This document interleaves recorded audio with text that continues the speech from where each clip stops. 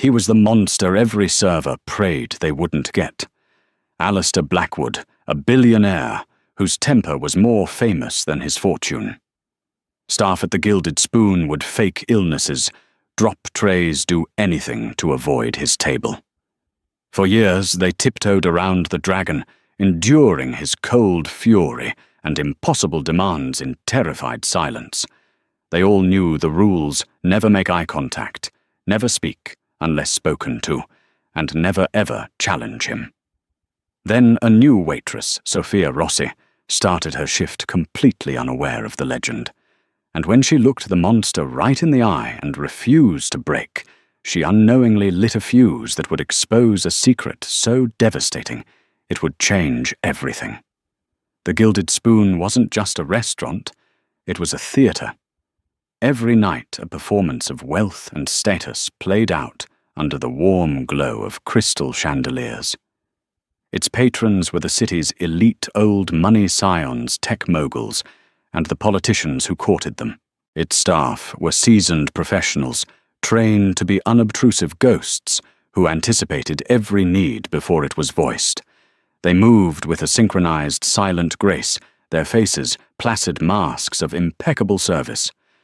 But on Tuesday evenings, a different kind of performance took place, a one-man show of intimidation, and the entire staff became its unwilling, trembling audience. Tuesday was Mr. Blackwood's night. Alistair Blackwood. The name was spoken in hushed tones in the kitchen, a verbal curse that seemed to cool the air. He was a titan of industry, a man who had built a global logistics empire from the ground up. His face, etched with severe lines, and framed by steel-grey hair, often graced the covers of business magazines. But in the hushed, carpeted corridors of the Gilded Spoon, he wasn't a titan. He was a terror. Stories about him were the restaurant's own grim folklore. There was the tale of the sommelier he'd had fired on the spot for recommending a wine that was, in Blackwood's opinion, presumptuous. There was the young busboy who'd accidentally spilled a single drop of water on the tablecloth and was met with a glare so withering he'd quit mid-shift. The fear was primal. When his polished black Rolls-Royce would pull up to the curb, a wave of silent panic would ripple through the establishment. The host, Gregory, a man who'd once stared down a charging bull in Pamplona, would visibly pale. Senior waiters would suddenly find urgent tasks in the wine cellar. Junior staff would become intensely interested in polishing already gleaming silverware in the back. The unenviable task of serving him fell to whoever drew the short straw, a grim ritual overseen by the floor manager, Mr. Peterson. Into this den of carefully managed anxiety walked Sophia Rossi. Sophia was new. Not just to the Gilded Spoon, but to this level of dining. She was 24, with eyes the color of warm honey that held a fire of determination. Her life had been a series of hard knocks and sidesteps. She was working 2 jobs to put her younger sister Maya through community college, while also helping to manage the growing pile of medical bills for their mother, who was battling a chronic illness. For Sophia, this job wasn't about prestige, it was about survival. It paid better than any place she'd ever worked, and she was determined to excel to become one of those seamless professional ghosts. She'd spent her first week in a daze of learning, memorizing the dizzying wine list, the precise placement of 7 different forks, and the subtle social cues of the fabulously wealthy. She hadn't yet been indoctrinated into the cult of fear surrounding Alistair Blackwood. Her training had focused on menus and protocol, not the psychological profiles of problem patrons. On her second Tuesday, the short straw was metaphorically handed to her. The designated waiter for Blackwood's usual corner booth, a secluded alcove offering privacy and a panoramic view of the city, had called in sick with a sudden violent stomach flu that everyone knew was a diplomatic fiction. Mr. Peterson, his face tight with stress, scanned the floor. His eyes, desperate, landed on Sophia. She was polishing glasses behind the bar, her movements quick and efficient. Rossi Peterson, said his voice, low and urgent. "You're up." "Up for what?" "Mr. Peterson," she asked, setting a crystal flute down with care. Table 7. Mr. Blackwood. The name meant nothing to her. "Okay. Any allergies or preferences I should know about?" A nervous laugh escaped a nearby waiter, which he quickly stifled into a cough when Peterson shot him a death glare. "Just be perfect," Peterson whispered, his eyes wide. "Don't make conversation. Don't offer suggestions unless he asks. Your name is Waitress. Your opinion is none. Do you understand? Be quick, be quiet, be gone." The intensity of the warning was strange, but Sophia simply nodded. She'd dealt with difficult customers before. How bad could one man be? She straightened her black apron, took a deep breath, and grabbed a leather-bound menu. As she approached table 7, she felt the ambient energy of the dining room shift. It was as if 100 conversations had simultaneously lowered in volume. The other servers moved with a new stilted caution, their eyes darting towards her, then away like frightened birds. She could feel their collective gaze on her back, a heavy cloak of shared dread. He was already seated, staring out the vast window at the glittering city below. He didn't look up as she approached. He was a man built on a large, imposing scale, his bespoke navy suit fitting his broad shoulders perfectly. A half-empty glass of what looked like scotch sat by his hand. "Good evening, Sir," Sophia said, her voice clear and steady. "Welcome to the Gilded Spoon. May I present you with the menu?" Alistair Blackwood turned his head slowly. His eyes, a startlingly pale, icy blue, scanned her from head to toe. It wasn't a leer. It was an appraisal, cold and dismissive, as if he were inspecting a piece of furniture for flaws. He said nothing. The silence stretched thick and uncomfortable. Sophia held his gaze, refusing to be the first to look away. She'd been taught that direct eye contact was a sign of confidence and sincerity. Peterson's warning echoed in her head, but instinct took over. Cowering felt like a form of dishonesty. Finally, with a soft grunt, he gestured curtly at the table. "Leave it." Sophia placed the menu down. "Can I get you another scotch while you decide?" He picked up his glass, swirled the amber liquid, and took a slow sip, his eyes never leaving hers. "You're new," he stated. It wasn't a question. "Yes, sir. My second week. They're letting novices handle this table now." He asked, a subtle, cutting disdain in his tone. Standards must be slipping. Sophia felt a flash of heat rise in her cheeks, but she suppressed it. She thought of her mother's prescription costs. She thought of Maya's tuition payment due next month. She could not afford to fail. "I'm fully trained on the menu, sir," she replied, her tone even and professional. "And I can assure you, the only thing slipping will be the butter on your complimentary bread roll should you desire one." The silence that followed was absolute. Sophia's heart hammered against her ribs. She thought she'd be fired on the spot. She could feel Peterson's horror from across the room without even looking. Out of the corner of her eye, she saw Brenda, a veteran waitress, press a hand to her mouth. Blackwood's severe face didn't change, but a flicker of something surprise annoyance passed through his cold eyes. He stared at her for a long moment, then let out another low grunt, this one sounding less like a dismissal and more like a reluctant acknowledgement. "Filet mignon. Medium rare. More rare than medium. If it comes out even a hint of pink in the center, I'm sending it back. The sauce on the side. Not drizzled, not in a little puddle next to it. In a separate bowl. And a bottle of the 82 Waitress." He didn't even glance at the wine list. He knew what he wanted. He knew it was one of the most expensive and rare bottles they had. It was a power move, a test, an excellent choice. Sir Sophia said, her voice betraying none of her inner turmoil. She wrote down the order, her hand steady. "I'll put that in immediately." She turned and walked away, her back straight, her steps measured. She didn't run. She didn't look relieved. She moved with the same professional grace as she had on her approach. As she passed the bar, Brenda grabbed her arm, her eyes wide, with a mixture of terror and awe. "Are you insane?" Brenda hissed. "You talked back to him. Nobody talks back to him." "I didn't talk back," Sophia corrected quietly, pulling her arm free. "I did my job. Now, if you'll excuse me, I have to go and make sure the chef understands the concept of more rare than medium." She disappeared into the kitchen, leaving a trail of stunned silence in her wake. The staff of the Gilded Spoon had just witnessed the unthinkable. A new waitress had stood her ground against Alistair Blackwood.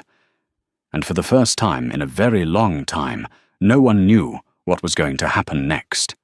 The script had been thrown out, and the theatre of the Gilded Spoon had suddenly become very real. The kitchen was a pressure cooker of controlled chaos. But when Sophia pushed through the swinging doors, the usual clatter of pans and shouted orders seemed to momentarily hush.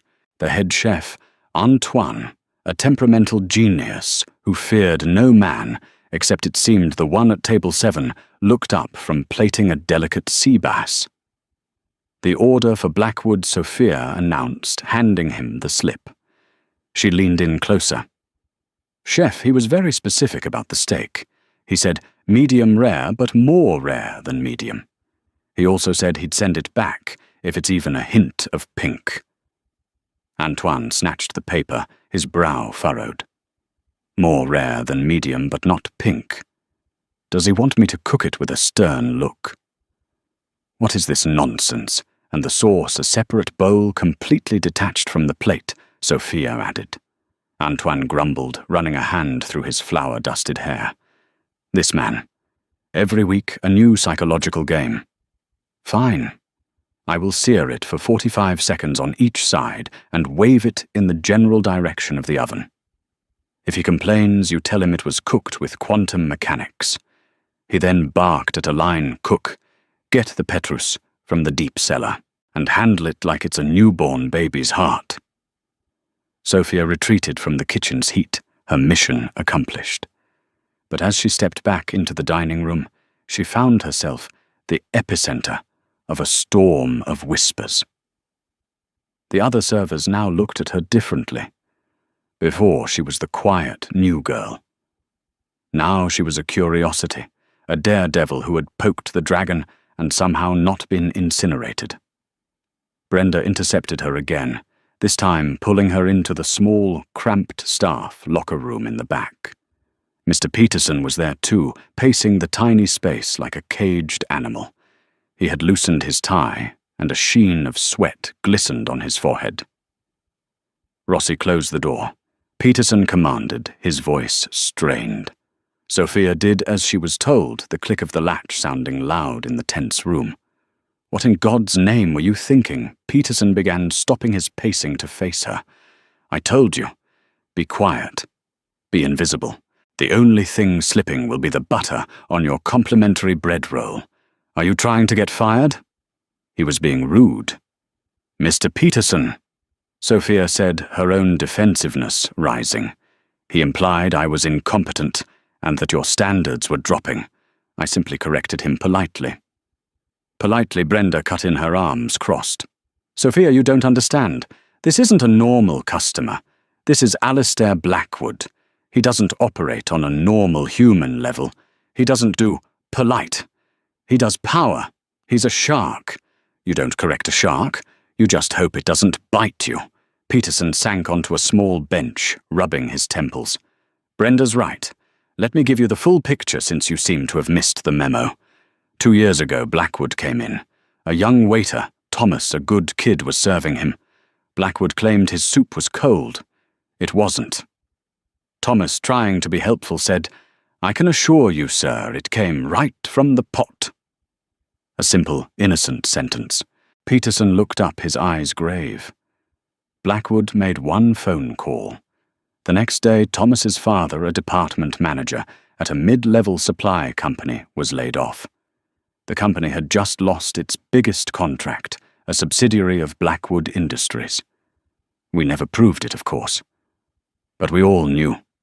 The man is vindictive. He is cruel. He has the power to ruin lives over a bowl of soup. Sophia felt a chill go down her spine. This was more than just a grumpy rich man. This was something darker, more malevolent. Why, Sophia asked, her voice barely a whisper. Why is he like that? Brenda sighed, her hardened expression softening for a moment. The story goes. It wasn't always this way. Years ago, he was different. Happily married, had a little girl. Then there was an accident. A drunk driver ran a red light, killed them both instantly, his wife Lillian and his daughter Olivia. She was only 6. The air in the small room grew heavy with the weight of the tragedy. Sophia thought of her own family, the fierce, protective love she felt for her mother and sister. The idea of losing them was a physical pain, a black hole that threatened to swallow her whole. The guy who did it, Brenda continued, her voice low, had money-good lawyers.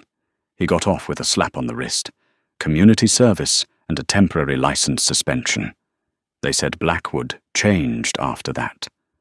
The man who went into that courthouse was never the man who came out. He became this. Hard, cold, and angry at the whole world, like he's trying to punish everyone for the injustice he suffered. So he comes here every week to, what, flex his misery on us? Sophia asked, a mix of pity and resentment churning within her. We think it's about control, Peterson said tiredly. He couldn't control the most important thing in his life. So now he controls everything else, down to the temperature of his soup and the exact shade of red in his steak. And we let him, because this restaurant needs his patronage. His weekly dinner, the functions he books here, they account for a significant portion of our revenue. So we walk on eggshells. We endure the humiliation. We cash the checks. That is the deal. He stood up and looked Sophia squarely in the eye. So I'm telling you this, not to scare you, though you should be scared. I'm telling you this as a warning. From now on, you do exactly as I said. No eye contact, no witty retorts. You are a machine. You deliver the food, you clear the plates, and you say nothing. Is that understood? Sophia nodded, but her mind was reeling. The story had changed things. He wasn't just a monster anymore. He was a man hollowed out by grief, lashing out from a place of unimaginable pain. It didn't excuse his behavior. The thought of what happened to Thomas the waiter made her stomach clench, but it complicated it. She left the locker room feeling like she was walking on a tightrope. On one side was her instinct for self-respect, her refusal to be treated like dirt. On the other was the very real, very frightening possibility of professional and personal ruin, not just for herself, but for her family who depended on her. When the impossibly expensive bottle of Petrus arrived from the cellar, cradled in a pristine white cloth, Sophia took it to his table. Her hands were trembling slightly as she presented the label to him. The 1982 Petrus, sir. She said, her voice, a carefully neutral monotone. He grunted his approval without looking at her. She expertly uncorked it, the soft pop echoing in the silent alcove. She poured a small amount into a glass for him to taste. He swirled it, sniffed it, and took a sip, holding the wine in his mouth for an unnervingly long time before swallowing. Acceptable, he finally declared. Sophia filled his glass to the proper level and was about to retreat when he spoke again, his voice low and sharp. Waitress. She stopped her back to him. Yes, sir. Your name, he commanded. Her heart pounded. Peterson's words screamed in her head. Your name is Waitress. She was supposed to be anonymous, a ghost. Giving him her name felt like giving him a target. It felt like handing him a weapon. She squeezed her eyes shut for a fraction of a second, the faces of her mother and sister flashing in her mind. She turned around slowly to face him. Her own grief, her own struggles, Her own fierce need to keep her family safe rose up to meet his cold, empty gaze. She would not cower. She would be professional, but she would not be a ghost. "It's Sophia, sir," she said, her voice quiet but firm. Sophia Rossi. Alistair Blackwood stared at her, his expression unreadable. The icy blue of his eyes seeming to bore right through her. He gave a slow, deliberate nod, then turned his attention back to the window, dismissing her. As Sophia walked away, she felt a profound sense of dread. She had just broken the most important rule. She had given the shark her name, and now she could only wait for the bite. A week passed, a long, agonizing week where every ring of the phone made Sophia's stomach leap into her throat, expecting it to be Mr. Peterson, telling her not to come in. Every time her mother called to ask how the new job was, Sophia forced a bright, cheerful tone describing the chandeliers and the fancy food, omitting the part about the resident billionaire tyrant who might hold her family's fate in his hands. She was on edge, a taut wire of anxiety. The other staff treated her with a strange mix of pity and morbid curiosity, as if she were a lamb being led to a predictable slaughter. When Tuesday evening rolled around again, the atmosphere in the Gilded Spoon was thick enough to be carved with a fish knife. Sophia tried to busy herself with side tasks, hoping to be assigned to a different section anywhere else. But she knew it was a futile hope. At precisely 7:30 p.m., the Rolls-Royce glided to the curb. Gregory the host swallowed hard and approached Mr. Peterson. "He's here," Gregory announced, his voice funereal, and he had a request when he made the reservation. Peterson closed his eyes. "Don't tell me." He asked for the same table, Gregory continued, and the same waitress. He asked for Sophia Rossi by name. A collective silent gasp seemed to pass through the staff. This was it. This wasn't a coincidence. It was a summons, a deliberate, calculated move. Sophia felt her blood run cold. He hadn't forgotten her. He had fixated on her. Peterson walked over to Sophia, his face a mask of grim resignation. "It's you, Rossi. He asked for you. Remember what we talked about. Be a machine. No more clever remarks. Just do your job and get out." Nodding numbly, Sophia smoothed her apron with clammy hands. This felt different from last time. Last time was an accident. This was an appointment. As she walked towards table 7, she felt like she was walking a green mile. The whispers of her colleagues were gone, replaced by an unnerving, watchful silence. Blackwood was already seated, a glass of water in front of him, which was unusual. He typically started with scotch. He watched her approach, his pale eyes tracking her every step. "Good evening, Mr. Blackwood," Sophia said, her voice impressively steady despite the frantic beating of her heart. She placed the menu on the table. "Rossi," he acknowledged, his tone flat. He didn't look at the menu. "I'll start with the seared scallops, but I want them seared for precisely 1 minute on each side. Use a stopwatch if you must. They are to be served on a bed of wilted spinach, but the spinach must not touch the scallops. A clear demarcation." Sophia meticulously wrote it down. "Yes, sir. And for your main course, I was considering the duck confit," he said, tapping a long finger on the table. "But I find the cherry sauce you serve it with to be pedestrian. Tell the chef I want an orange and star anise reduction instead. It should be tart, not sweet. If I taste more than a hint of sugar, it will be sent back." This was a direct challenge to Chef Antoine's authority and his menu. It was designed to be difficult to cause friction in the kitchen, to see if she would push back or relay the insulting demand. An orange and star anise reduction.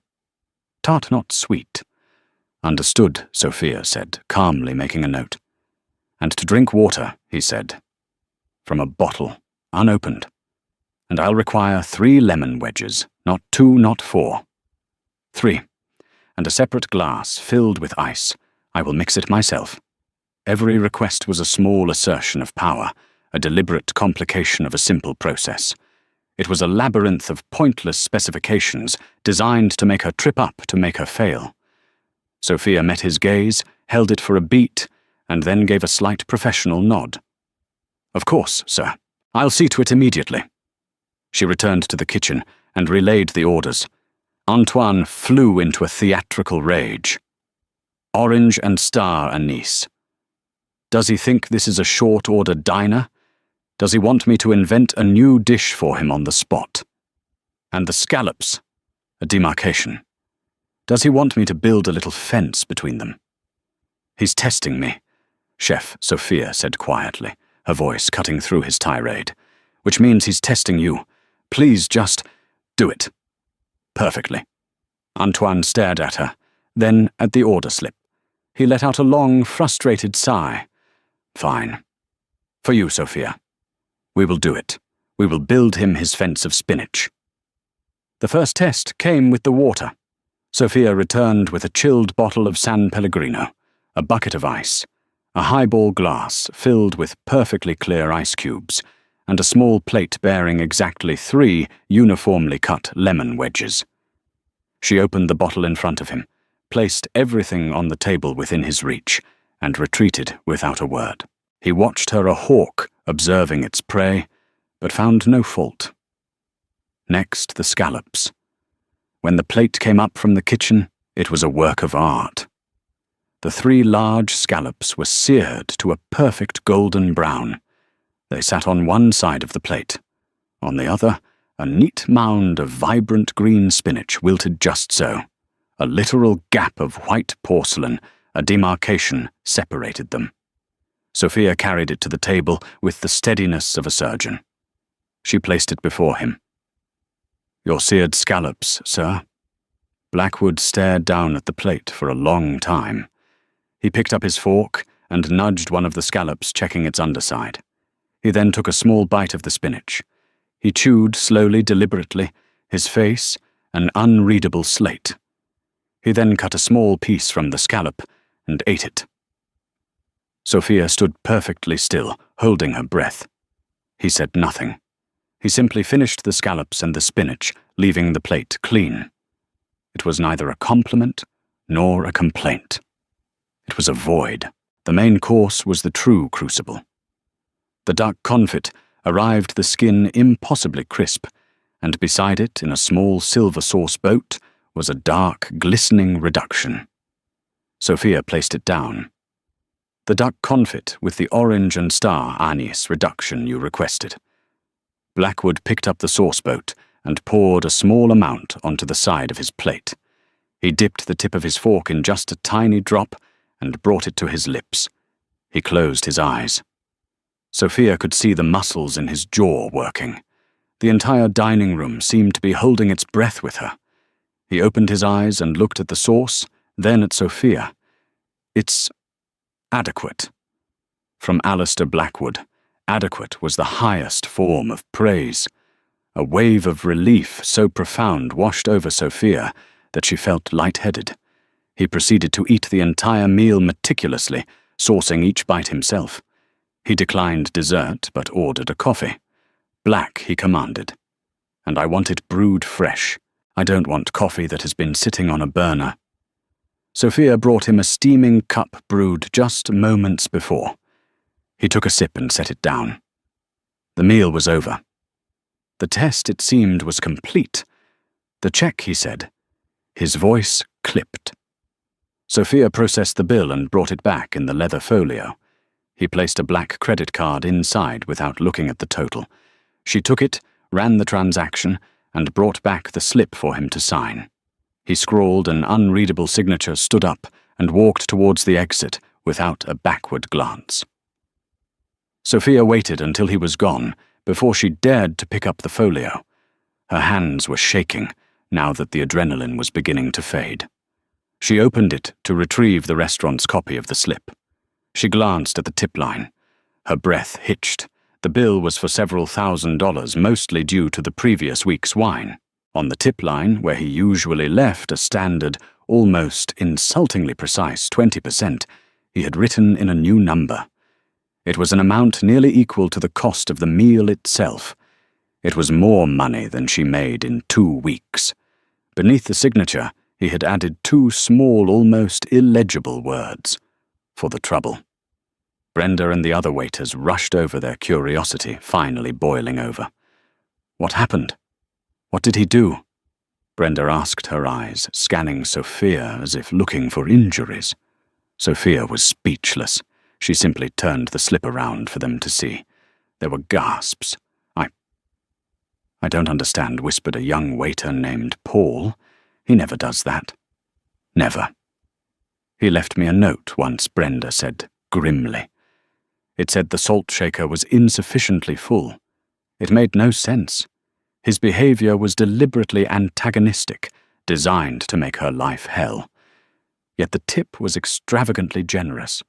It was a contradiction, a puzzle. He had put her through a gauntlet, tested her patience, her memory, her nerve, and her kitchen skill. She had met every challenge with unflappable competence, and in his own strange transactional way, he had rewarded her for it. Sophia pocketed her copy of the slip, the large number, a stark, confusing reality. It wasn't a victory. It felt more like she had survived a battle, emerging not with a trophy, but with a question. Who was this man who paid so handsomely for the privilege of being difficult? The warning from her colleagues had been about a monster. But this was more complicated. This was a man who, for some unknowable reason, was testing the world around him and was willing to pay a premium for those who didn't break. The dread she had felt earlier was now replaced by a deep, unsettling curiosity. The massive tip became the new leading story in the folklore of the Gilded Spoon. Sophia was no longer the lamb for the slaughter. She was the dragon tamer. Her colleagues now treated her with a newfound respect tinged with awe. Mr. Peterson stopped looking at her with pity and started looking at her with a kind of baffled admiration. The victory, however, felt hollow to Sophia. The money was a godsend, immediately earmarked for a large chunk of her mother's overdue medical expenses, but the encounter had left her more unsettled than triumphant. It was like being praised by a storm for not being blown over. A new routine began to form. Every Tuesday, Alistair Blackwood would arrive at 7:30 p.m. He would ask for Sophia's section, and every week he would present a new series of bizarre and demanding tests. One week he insisted his water glass be replaced every time it was half empty. Another he complained that the faint scent of lilies from the lobby's floral arrangement was interfering with the bouquet of his wine, forcing a flustered Gregory to have the entire massive vase removed. He sent back a lamb chop, claiming it was plated at an unappealing angle. Sophia met every challenge with the same stoic professionalism. She became an expert in anticipating his moods in deciphering his cryptic complaints. She learned that the lighting is too aggressive meant he wanted the dimmer lowered by an almost imperceptible 5%. The ambient noise is distracting meant a family with loud children at the far end of the restaurant was bothering him. She handled each request without flinching a calm center in the whirlwind of his discontent. Their interactions remained clipped and formal. He called her Rossi. She called him Mr. Blackwood. He never smiled. He rarely made eye contact. But he always, at the end of the meal, left a tip that was wildly, almost absurdly generous. It became their unspoken contract. He would test her resilience, and she would monetize his misery. She was his designated lightning rod. The rest of the staff was spared his wrath, which now seemed to be focused entirely on her. They were grateful, and Sophia found a strange satisfaction in her role as the restaurant's shield. The money was life-changing. She was finally ahead of the bills. She'd bought her sister a new laptop for her college classes and had started a small savings account for her mother's future care. One Tuesday evening in late autumn, the restaurant was quieter than usual. A chill rain was streaking down the large windows, blurring the city lights into a watercolor painting. Blackwood was particularly silent, staring into the rain with a deep, brooding intensity.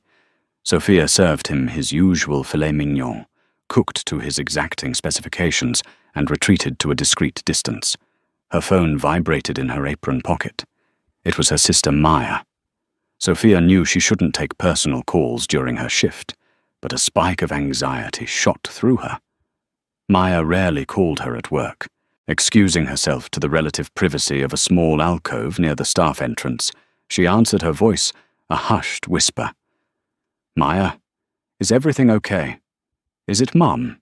She's okay, Fia." "She's fine." Maya's voice came through thick with emotion. "I mean, she's the same. That's the problem." Sophia heard her sister take a shaky breath. "I just got the estimate from the specialist. The new treatment they're recommending. Fia, we can't afford it. It's more than you make in a year. The insurance is calling it experimental and won't cover it." Sophia's heart sank. She leaned against the wall, the cool plaster a stark contrast to the heat of panic rising in her chest. "How much, Maya? $40,000, Maya whispered, her voice cracking. "And that's just for the first round. Fia, what are we going to do? Mom is so hopeful about this. It's the first time I've seen her excited about anything in months." Sophia squeezed her eyes shut, fighting back tears.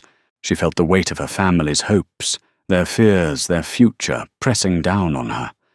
The tips from Blackwood, as generous as they were a drop in the ocean compared to this. "Don't worry," Sophia said, forcing a strength she didn't feel into her voice. "We'll figure it out. We always do. I can pick up more shifts. Maybe I can take out a loan." The word sounded flimsy, even to her own ears. "A loan, Fia.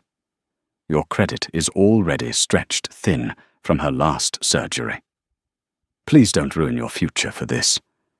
"You and Mum are my future, Maya Sophia," said fiercely, her voice trembling with a mix of love and desperation. "I'll figure it out, I promise. Just don't tell Mum about the cost. Not yet. Let her have that hope for a little while." They said their goodbyes, and Sophia hung up her hand, shaking. She took a deep, shuddering breath, trying to compose herself before stepping back into the dining room. She had to be the calm, unflappable waitress. She couldn't afford to be the terrified daughter who was in over her head. She wiped a stray tear from her cheek and turned to leave the alcove, and froze. Alistair Blackwood was standing not 20 feet away, near the entrance to the restrooms. He wasn't looking at her, but she knew with a sudden gut-wrenching certainty that he had been there for the entire call. His back was to her, but his posture was rigid. He had heard everything: the hushed desperation, the cracking voice, the impossible number $40,000. Embarrassment and fear washed over her in a sickening wave. She had exposed her vulnerability, her desperation, to the one man who seemed to take pleasure in a world of perfect, emotionless control. She expected a reprimand, a sharp comment about conducting personal business on company time. He did nothing. He simply turned and walked back to his table, as if he hadn't seen or heard a thing. The rest of the evening passed in a blur of nerve-wracking tension for Sophia. He was even more silent than before. He finished his meal, paid the check with another enormous tip, and left without a word. Sophia cleaned his table, her mind racing. Had he heard? What would he do with that information? Would he use it against her somehow? The thought was terrifying. 2 days later, Sophia was at home on her day off, sorting through a mountain of medical paperwork, when she received a phone call from an unknown number with a prestigious downtown area code. "May I speak with Sophia Rossi?" a crisp, professional female voice asked. "This is she," Sophia answered cautiously. "Ms. Rossi, my name is Catherine Pierce. I'm a senior partner at the law firm of Pierce, Davies & Grant. I'm calling you regarding your mother's medical case." Sophia was bewildered.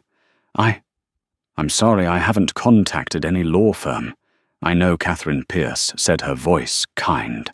"We were contacted by a third party, a benefactor, who wishes to remain anonymous. This person has made us aware of your family's situation, specifically the denial of insurance coverage for a recommended treatment.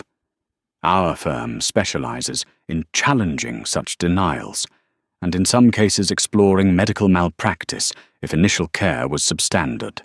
The benefactor has arranged and paid for a full consultation for you and a complete review of your mother's case. Pro bono, of course. For you." Sophia sank into a chair, her head spinning. "A benefactor. Who, why?" "As I said, the party wishes to remain strictly anonymous," the lawyer replied smoothly. "Their only instruction was to provide you with the best possible legal assistance. We are very good at what we do, Miss Rossi. Can I schedule you for an appointment tomorrow morning?" Dumbfounded. Sophia agreed. She hung up the phone, her mind a whirlwind of confusion. An anonymous benefactor. A top-tier law firm. It made no sense. Who would do such a thing? The following Tuesday, Sophia approached Blackwood's table with a new sense of trepidation. She was armed with a secret she wasn't sure how to handle. She'd met with Catherine Pierce, a brilliant and compassionate lawyer, who, after a preliminary review, believed they had a very strong case against the insurance company, and possibly even a malpractice claim against one of her mother's previous doctors that they'd never even considered. A door had opened where there had only been a solid wall. She served Blackwood his meal with her usual quiet efficiency. As she was pouring his coffee at the end of the meal, her hands were steady, but her mind was screaming. Was it him?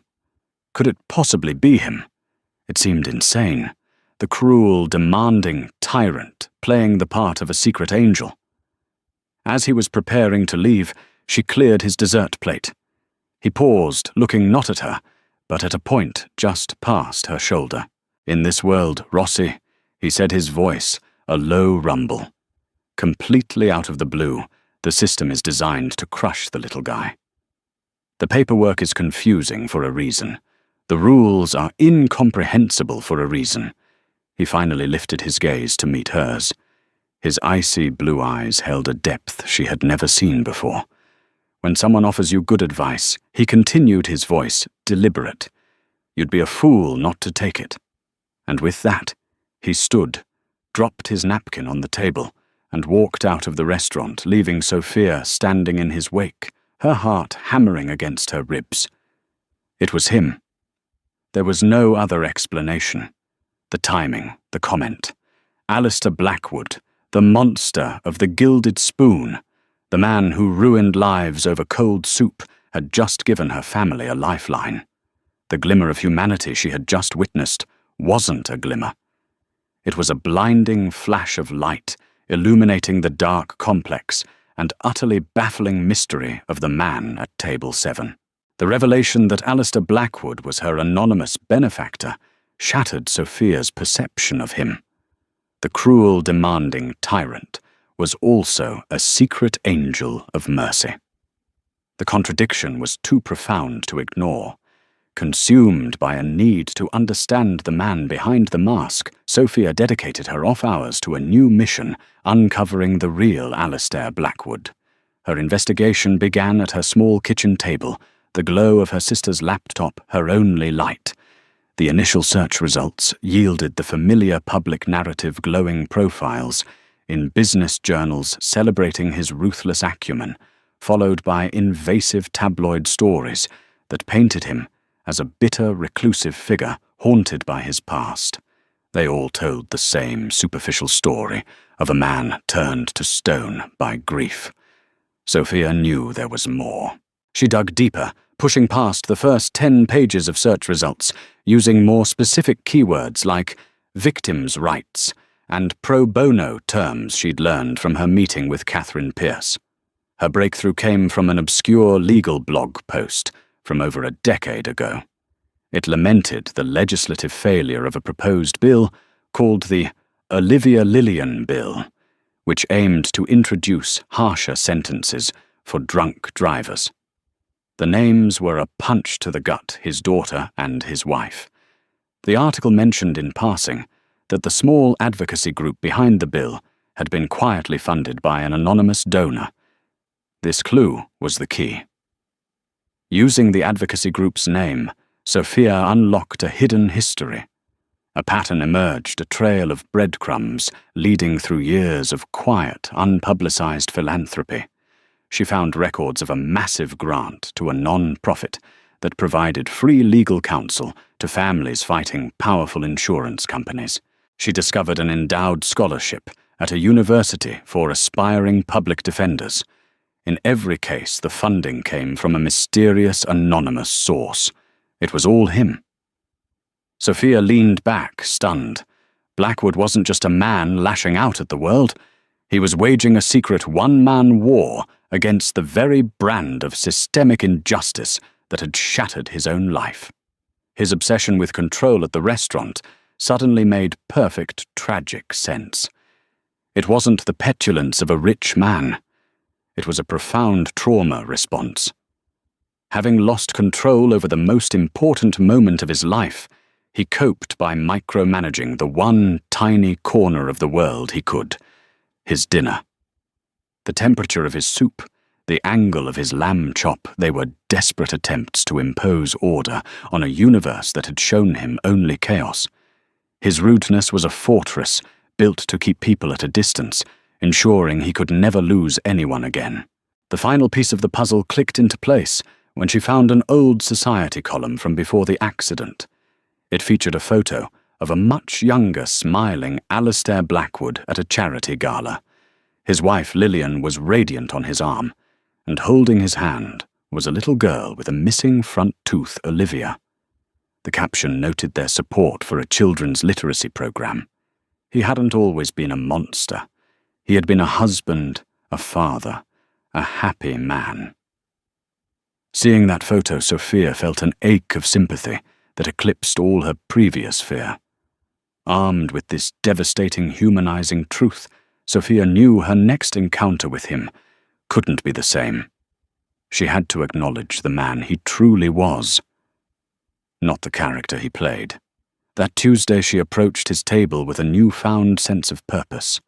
He began his typical litany of difficult requests, but Sophia heard them differently now, not as malice, but as a scripted ritual of pain. When she brought him his custom-blended tea, she waited for a lull in the dining room's chatter. "Mr. Blackwood," she began, her voice soft but clear, causing him to look up in surprise at this break in their protocol. "I was doing some reading the other day about legal advocacy groups, the ones that help families fight for victims' rights." A deep stillness came over him. His hands, which had been resting on the table, froze. He was listening intently. "I was just so struck by it," Sophia continued, holding his gaze.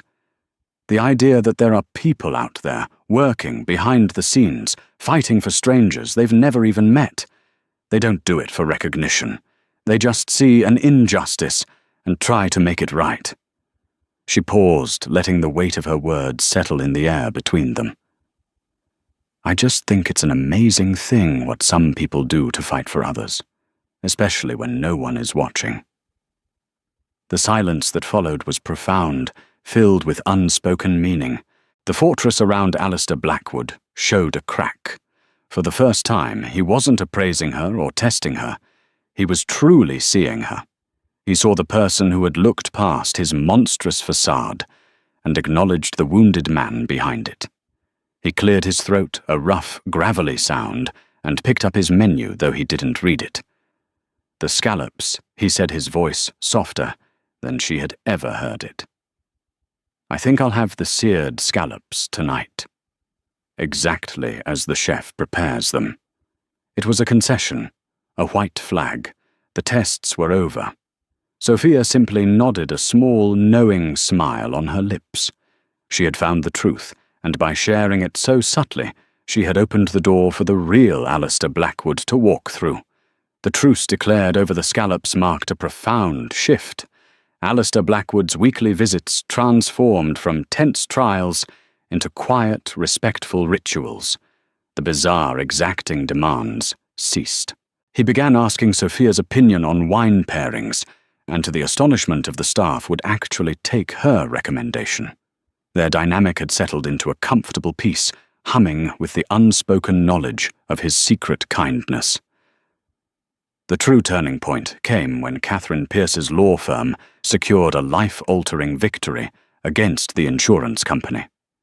With her mother's future care guaranteed, Sophia felt an overwhelming gratitude that she could no longer contain. That Tuesday evening, as the restaurant began to empty, she knew she had to break their silent pact. She approached his table with purpose. "Mr. Blackwood," she began, her voice steady. He looked up from the window, a flicker of understanding in his pale eyes. "Sophia, I suspect you have more to say than asking if I'd like a refill." "I do," she said, taking a breath. "I know it was you." He didn't feign ignorance. "Your lawyer is very good. I trust the outcome was satisfactory." "It changed my family's life," she replied, her voice thick with emotion. "You gave my mother a future. I don't have the words to thank you." "No thanks are necessary," he said quietly. "The system failed you. I simply provided a tool to level the playing field." "It's more than that," she insisted gently. "I did some research. The Olivia, Lillian, Bill, the scholarships, the other families. I know the monster everyone fears is just a mask." A shadow of his old pain crossed his face. "That reputation keeps the world at arm's length. After I lost my family, the world became noise. Controlling things here was the only way to make it stop, a pathetic substitute for the control I'd lost." "I see the man who endured that," Sophia replied, her voice soft with empathy. "And the same man saved my mother." For the first time, a genuine, if small, smile touched Alistair's lips.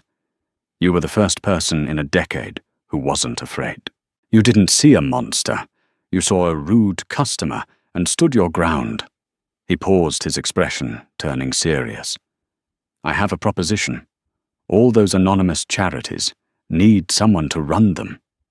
Someone with integrity and courage. I'm establishing the Blackwood Foundation, and I want you to be its executive director." Sophia was stunned into silence. He was offering her a new life, a path she had never dreamed of, a chance to help others, just as she had been helped. She looked around the elegant dining room, the stage for her fear and her triumph, and knew her time here was over. "Yes," she said, her voice clear and certain. "I accept." It was not a fairy tale ending, but a new beginning. He was taking a first step out of the shadows, and she was starting a career she couldn't have imagined. The waitress who refused to back down hadn't just earned his respect. She had given him a reason to re-engage with the world. The story of Sophia and Alistair isn't just about a waitress and a billionaire. It's a powerful reminder that the people we dismiss as monsters are often just individuals fighting battles we know nothing about. It shows that courage isn't about the absence of fear, but about standing firm in spite of it.